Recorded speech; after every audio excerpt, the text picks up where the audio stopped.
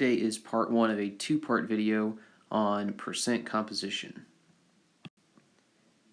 So this is going to be very similar to percent by mass problems we actually saw out of Unit 3, but instead of using mass given to us in the problem, we are going to be using molar mass calculated from the periodic table and the information given from the formulas.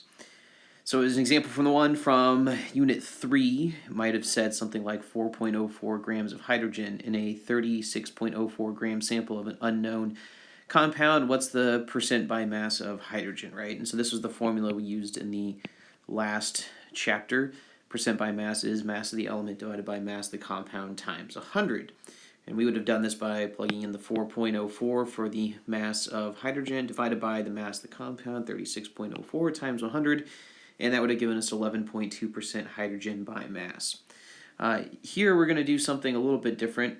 It's kind of in reverse, but instead of doing this where the numbers are straight given to you, you're going to have to calculate them from the periodic table. So the question, instead of saying 4.04 grams of hydrogen in a 36.04 gram sample of a compound, it might say something, find the percent composition of a hydrogen in CH4. So we want to figure out what percentage of this by mass is hydrogen. It's not 20%. I know there's 5 atoms there. It's not 20%, okay? It's going to be based on mass, so we'll see how to calculate that using molar mass. Okay, so here's our problem. Calculate the percent composition of hydrogen in CH4. Okay, the formula here for this, percent by mass this time, we're going to say percent composition is really what we should call this. Percent composition. Okay, it's the mass of the element in 1 mole of the compound divided by the molar mass of the compound. Okay, so it means you still want the element on the top and you want the molar mass of the compound on the bottom. So all these numbers are going to be coming from the periodic table. So in methane, CH4, okay, our molar mass, we have 1 carbon atom that weighs 12.01 grams per mole, so that's times 1. Plus we have 4, we'll do it this way. Each hydrogen is 1.01 grams per mole, and we have 4 of them. So that gives us a total molar mass of 16.05 grams per mole, right? And that would be this bottom number of my equation, right? The molar mass of the compound. So I have the bottom just by finding the molar mass of the substance. Okay, and that's what all this math is down here. Just shorthand right there. That's going to go here on the bottom. But the mass of the element in 1 mole of the compound, we'll see how to do here on the next slide.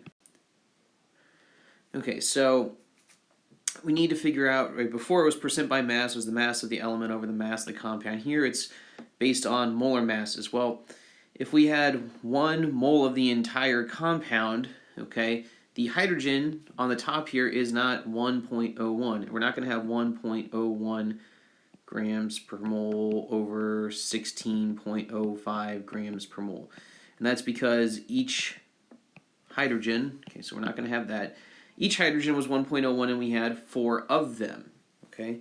So the top number here is not going to be 1.01, but it's going to be 1.01, kind of out of space here, times 4 divided by 16.05 times 100. So really it's 4.04 because we have 4 hydrogens. If we only had 1 hydrogen, we'd plug in 1.01 divided by 16.05, right, times 100.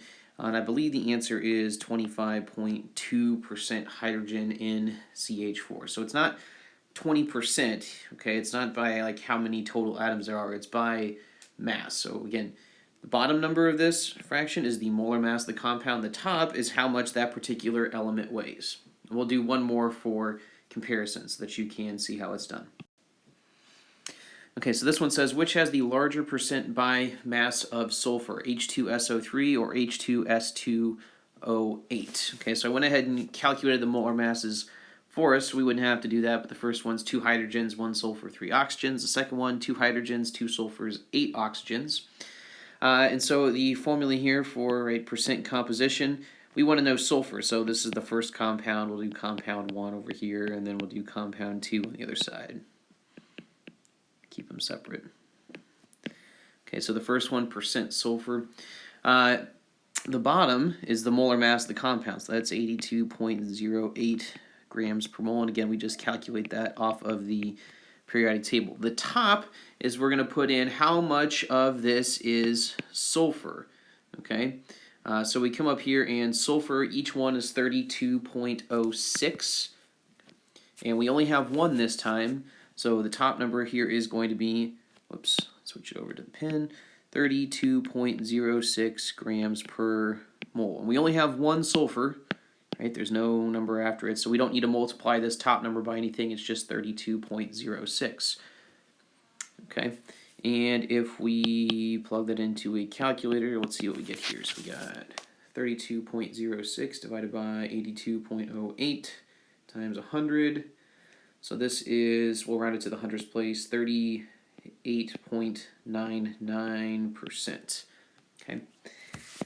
All right, for the second one over here, percent sulfur is going to be, okay, well, the top number we'll worry about in a moment. The bottom is the molar mass of the compound, which again is 194.14 grams per mole. Okay, we can go ahead and put in the times 100 there. This time on the top, it's not going to be just 32.06. Okay, we have two sulfurs. So really what we have is 32.06 grams per mole times 2. So if we want to rewrite that, okay, the top is, what, 64.12 grams per mole over 194.14 grams per mole times 100. So this time the percent sulfur is, let's see, divided by 194.14, and that is 33.03%. Okay, so notice the difference in the two here came down to both the molar masses. All right, this one was 82.08, this one was 194.14, and then the top number, the percent sulfur, you have to do it by however much there is in the compound. Here there was only one, so we put 32.06.